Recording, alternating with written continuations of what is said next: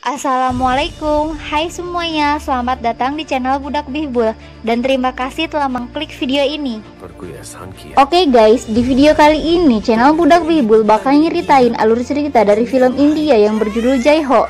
Beberapa dari kalian pastinya udah tahu dong film yang dibintangi sama aktor Chaam Salman Khan ini. Jai Ho rilis pada tahun 2014 dan udah sempet ditayangin juga di TV nasional. Nah, buat kalian yang belum tahu atau lupa sama filmnya atau rindu sama salah satu king khan-nya Bollywood ini, tanpa banyak basa-basi lagi, yuk langsung aja kita masuk ke ceritanya. Let's get to the story.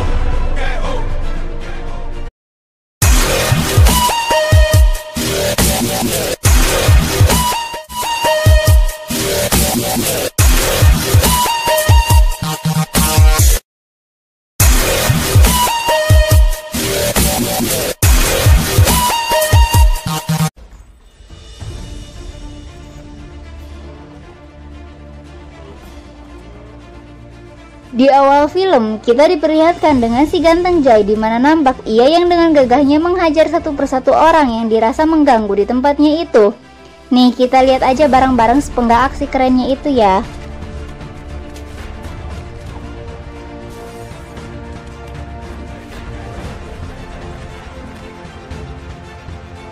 Selanjutnya, scene beralih ke rumah Jai memperlihatkan si pendeta yang bertanya tentang seorang gadis di dalam foto, di mana gadis itu adalah adik Jai yang diketahui telah putus hubungan dikarenakan Gita, adiknya itu lebih memilih menikahi pria muslim dan meninggalkan keluarganya. Namun di samping itu, Jai yang tak pernah membantai ibunya, ia juga tetap menjalin hubungan baik dengan adiknya itu.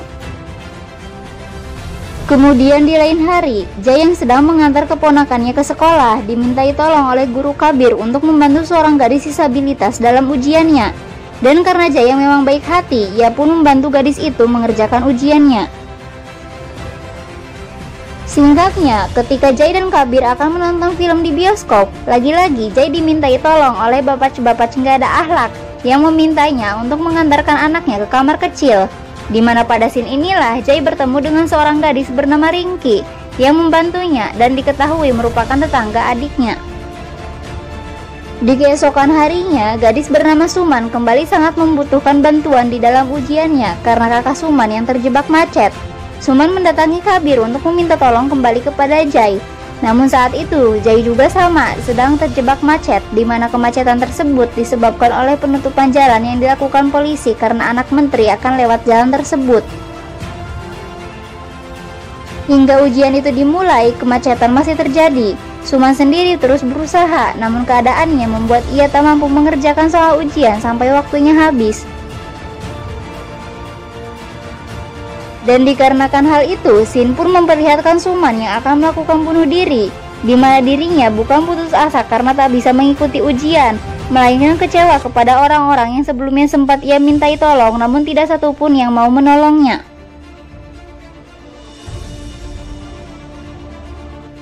Kakak Suman dan Jai sendiri yang baru tiba ke sekolah terlambat menyelamatkan Suman yang sudah terlebih dahulu melompat, hingga Suman pun harus meninggal di dalam pangkuan kakaknya.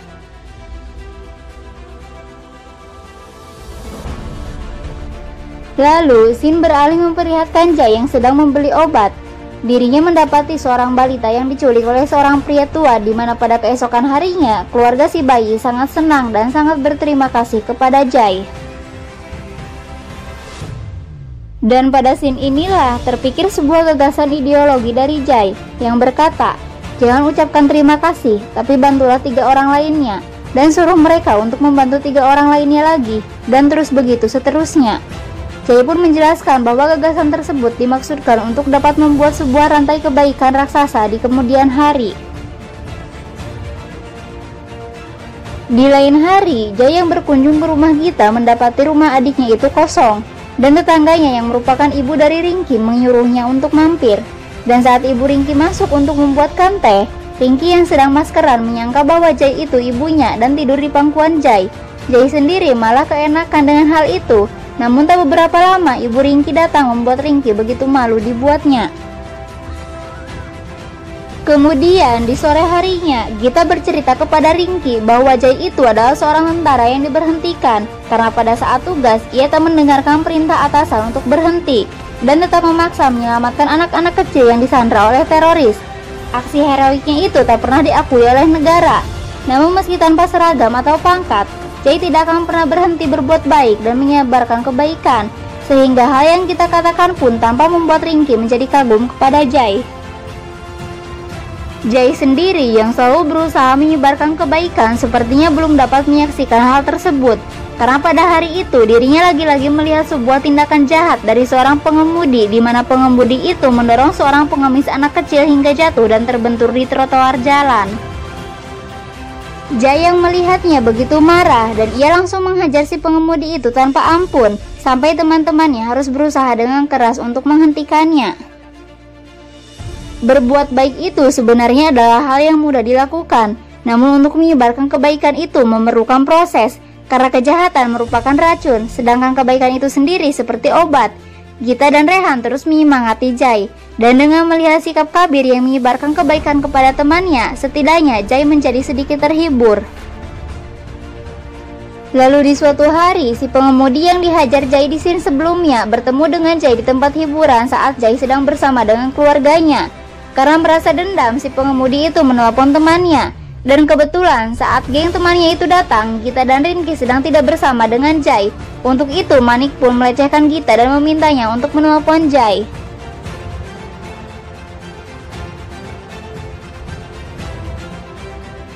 Tak lama dari itu Jay pun datang. Mengetahui adiknya dilecehkan, Jay langsung mengamuk dan menghajar mereka satu persatu secara brutal. Dan meskipun beberapa orang yang menghajarnya, Jay tidak bisa disakiti sedikit pun, di mana Manik yang melihat itu dibuat ketakutan hingga menelpon atasannya untuk meminta bantuan. Atasannya pun menyuruh Manik untuk membawanya ke markas. Sekalipun Gita berusaha untuk mencegahnya, itu tidak dapat menghentikan Jay. Dan saat sudah sampai di markas komplotan itu, Jay tetap dapat menghabisi semuanya sampai mematahkan tangan Manik. Dan polisi yang baru datang ke tempat itu malah menangkap Jay. Di kantor polisi, si polisi Bahlul ternyata menyerahkan Jay kepada pemimpin komplotan itu, di mana diketahui bahwa ia adalah menantu dari Menteri Dalam Negeri. Seperti kambing dungu, polisi hanya membiarkan Jay dipukul oleh beberapa orang di sana. Jay sendiri tidak tinggal diam. Jay menunjukkan kekuatan dirinya yang sebenarnya dan membalikan keadaan di mana para polisi dibuat tak mampu berbuat apa-apa saat si menantu menteri itu dihajar oleh Jay. Oke guys, sebagai pemanis spoiler film kali ini, sejenak mari kita beranjak dari scene-scene baku hantam ke sebuah scene kocak di film ini, yaitu scene saat Jay dan Rinky sedang kencan di sebuah kafe. Di kencan tersebut, Rinky nampak memakai kaos warna hitam yang Jay rasa itu kekecilan untuknya. Dan Rinky juga mengaku bahwa ia suka dengan warna hitam sama seperti Jay, termasuk kopi hitam. Lalu di tengah-tengah kencan mereka, si mungil Kabir berteriak maling dengan dirinya yang memakai tank top warna pink. Kabir pun terus mengoceh dan mengatakan bahwa Rinky sudah mencuri bajunya yang sedang dijemur. Sungguh semua itu adalah hal yang memalukan. Namun Rinky mengaku bahwa semua itu ia lakukan untuk Jay, yang mana itu membuat Jay begitu tersipu. Singkat cerita, si memperlihatkan Gita yang bertemu dengan ibunya saat sedang belanja di pasar. Namun nampaknya keduanya hanya bisa saling berdebat hingga ibunya pun memilih untuk pergi saja. Akan tetapi tak lama dari itu Gita menyadari bahwa ada sebuah truk yang seperti akan menabrak ibunya. Sesaat Gita berteriak memanggil ibunya. Namun sayangnya upaya Gita itu tidak lebih cepat dari truk yang berhasil menabrak ibunya. Saat di rumah sakit, dokter mengatakan bahwa ibunya Gita butuh donor ginjal. Dan siapa sangka ternyata ginjal yang cocok adalah ginjal milik Rehan, menantunya yang selama ini sudah ia benci. Namun begitu, dari kejadian inilah hubungan keluarga mereka akhirnya dapat kembali menjadi baik, dan sang ibu dapat menerima Rehan sebagai menantu. Dan di beberapa hari kemudian, kita mendapat telepon dari Kavita, si anak menteri, yang mengatakan bahwa kecelakaan ibunya itu adalah hal yang memang disengaja. Mengetahui hal itu, akhirnya kita meminta pada Jay untuk lebih baik menghentikannya dengan cara minta maaf kepada mereka. Lalu di hari itu juga, Gita dan Jay datang secara langsung ke tempat menteri. di mana dengan angkuhnya Dasrat Singh si menteri membuat Jai berdiri di dalam lingkaran anjing dan menyuruh menantunya untuk menghajarnya.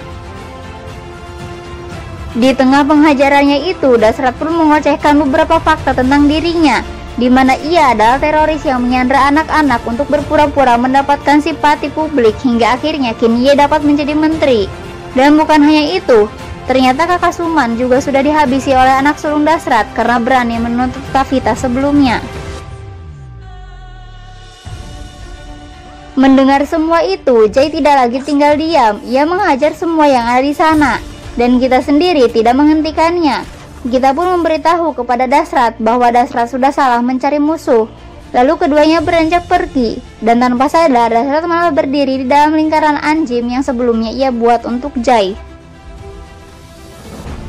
Kemudian scene beralih ke seorang patua mabuk yang diantarkan pulang oleh bajai langganannya. Sebelum masuk rumah, si supir bajai memberitahu bahwa besok ia tak bisa mengantarnya lagi karena bajainya akan ia jual untuk biaya sekolah putrinya sebesar 20.000 rupiah. Mendengar hal itu, si patua merasa peduli, dan karena ia baru saja mendapatkan uang pensiun, ia pun memberikannya kepada si supir bajai karena merasa uang itu akan lebih berguna untuknya. Dan saat si supir bajai itu mengatakan terima kasih, si patua berkata, "Jangan berterima kasih, tapi bantulah 3 orang," dan suruh mereka untuk membantu 3 orang lagi. Dan itu membuktikan bahwa ideologi Jai sudah mulai menyebar. Beralih ke tempat Jai. Pada hari itu sedang diadakan pesta pernikahan Sumit dan Ana. Semuanya nampak bergembira berpesta. Akan tetapi di tengah kegembiraan itu, kita menyadari bahwa Kabir menghilang. Dan saat kita keluar rumah untuk mencari Kabir, ternyata Kabir sudah dibawa oleh beberapa orang di dalam mobil. Di mana tak beberapa lama mereka pergi, Jai mengejar di belakangnya dengan menggunakan motor. Terjadi kejar-kejaran di sana. Jai sendiri mampu menghentikan beberapa mobil yang berusaha menghalangi pengejarannya dengan membuat semuanya mengalami kecelakaan. Hingga saat di jalur kereta api, Jai mampu menghindarinya sesaat sebelum ia tertabrak oleh kereta.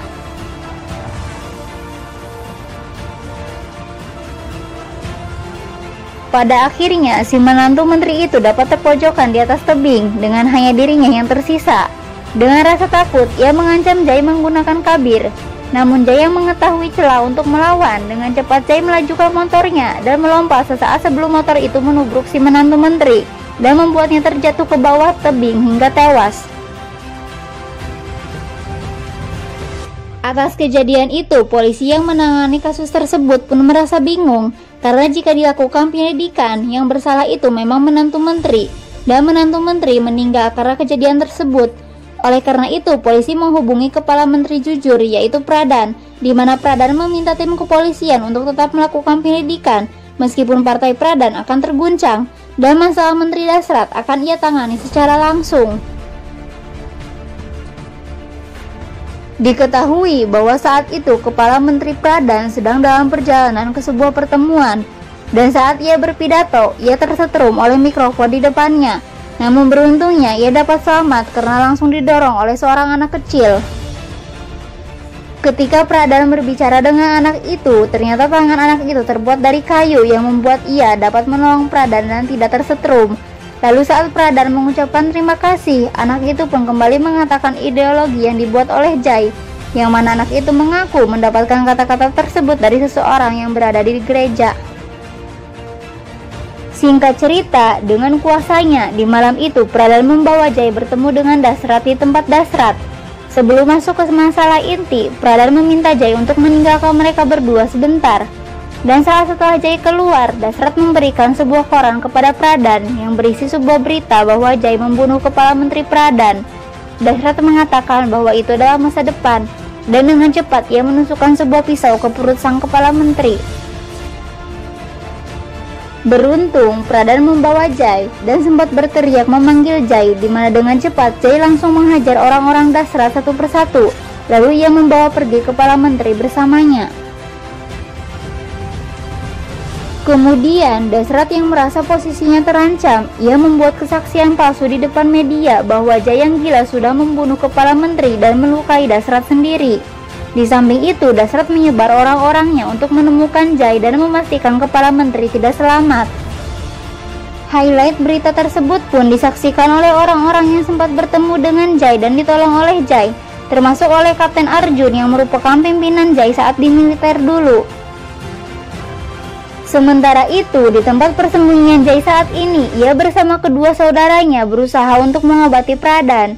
Sumit pun mengatakan bahwa Pradhan harus dibawa ke rumah sakit jika ingin nyawanya dapat diselamatkan.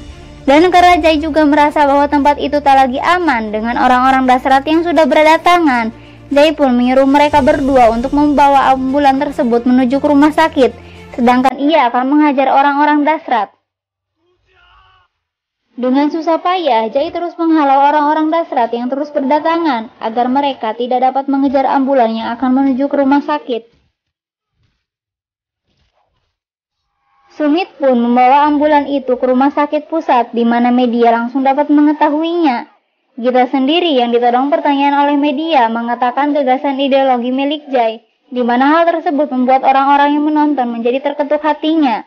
Termasuk Manik, yang mana ternyata ia adalah ayah dari anak kecil bertangan kayu yang menolong Pradhan sebelumnya.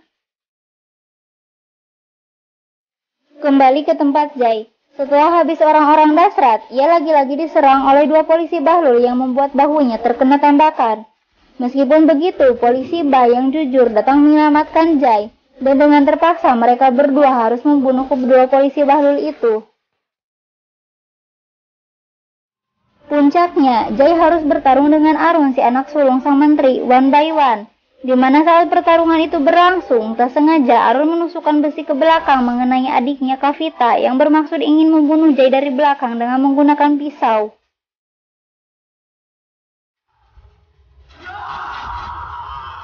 Dengan penuh murka, Arun bertarung dengan Jai sampai titik darah penghabisan, karena pada akhirnya Arun dapat tewas di tangan Jai menyusul adiknya itu. Jai sendiri yang mengalami penuh luka berusaha untuk tetap sadar, dan saat di pinggir jalan ia terus dikejar oleh orang-orang Dasrat. Namun beruntung si supir bajai dengan tepat waktu memberinya tumpangan, dan saat mereka dikejar, sebuah tank baja milik tentara bersama Kapten Arjun menghalaunya, dan bajai itu pun dapat sampai ke rumah sakit dengan dikawal oleh para militer. Pradhan sendiri ternyata sudah sadar, dan ia berpapasan dengan Jai yang tengah digiring menuju ruang IGD. Kepada media, Pradhan memberikan keterangan yang sebenarnya. Pradhan juga mengatakan bahwa Dasrat adalah teroris, di mana bersamaan dengan itu Dasrat baru sampai di rumah sakit dan tengah berada di kerumunan. Sontak saja ia pun langsung jadi bulan-bulanan masa. Kemudian, Sin memperlihatkan Jai yang sudah sadar. Melihat si supir bajai, Jai mengucapkan terima kasih. Dan si supir bajai kembali mengatakan gagasan ideologi Jai kepada Jai sendiri. Dan kini Jai sudah berhasil menyatukan banyak orang dengan kebaikan yang berusaha ia sebarkan. Terlihat dari ribuan orang yang berkumpul di depan rumah sakit, di mana pemandangan tersebut menjadi scene penutup dalam film Jaiho. Dan film Jaiho pun berakhir.